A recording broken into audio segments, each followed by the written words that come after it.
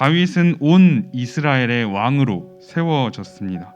정치적으로나 군사적으로나 이스라엘은 굳건하게 세워졌고, 이제 다윗과 이스라엘은 하나님의 백성이라고 불리기에 손색이 없는 것처럼 보였습니다. 하지만 다윗은 아직도 부족한 것이 있다는 것을 알았습니다. 그것은 바로 하나님의 임재의 상징이었던 언약궤였습니다. 언약궤는 20년이 넘게 이스라엘의 수도였던 예루살렘에서 떨어져 있었고, 다윗은 언약궤를 예루살렘으로 다시 들여오기를 원했습니다. 이스라엘을 영적으로도 바로 세우기를 원했던 것입니다. 사실 우리의 모습을 한번 생각해 보면 그렇지 못할 때가 훨씬 더 많지 않습니까? 잘 되고 성공하고 풍성하면 하나님을 잘 찾지 않습니다.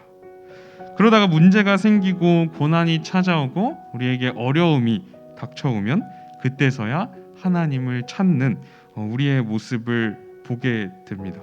하지만 다윗은 그렇지 않았다는 것입니다. 언약궤를 운반하던 그 길은 꽤 험한 길이었고, 언약궤를 메고 있었던 소가 비틀거리더니 언약궤를 떨어뜨리게 됩니다. 그 순간 언약궤 옆에 있던 우사가 손을 뻗어서 언약궤를 붙잡습니다. 그리고 우사는 언약궤 옆에서 죽음을 맞이하게 됩니다. 당연히 그렇게 해야 하는 일이지 않습니까? 너무나 선한 의도로 그것을 행했습니다. 하지만 그 결과는 비참했습니다.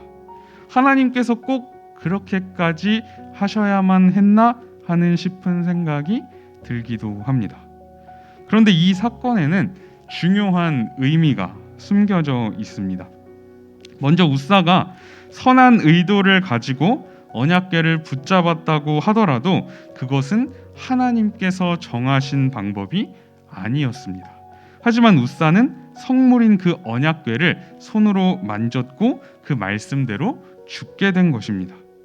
하지만 문제는 우사가 단지 언약궤를 만졌다는 것이 아닙니다.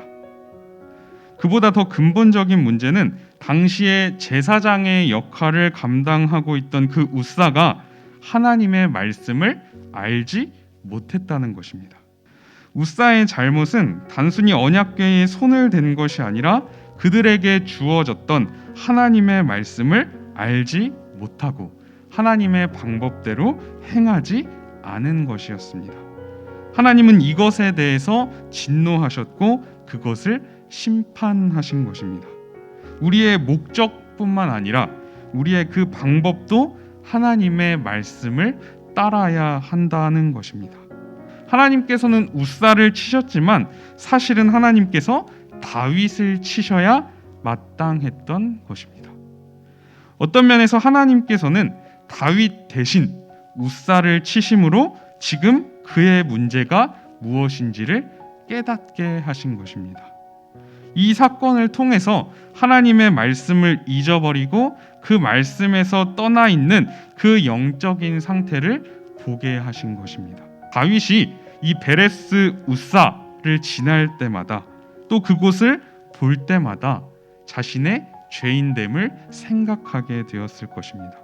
그러는 동시에 자신의 연약함에도 불구하고 은혜를 베풀어 주신 그 하나님을 기억하게 되었을 것입니다. 하나님께서는 이 사건을 통해서 다윗을 육적으로 뿐만 아니라 영적으로도 더 온전하게 세우기를 원하셨던 것입니다.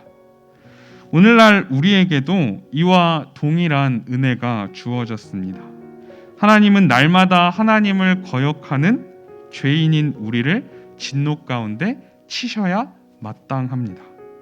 하지만 하나님께서는 우리를 치시는 대신 십자가 위에서 예수님을 치셨습니다. 우리가 받아야 할 하나님의 모든 진노가 예수님께 쏟아졌고 우리는 예수님으로 인해서 하나님의 심판으로부터 구원을 받게 된 것입니다.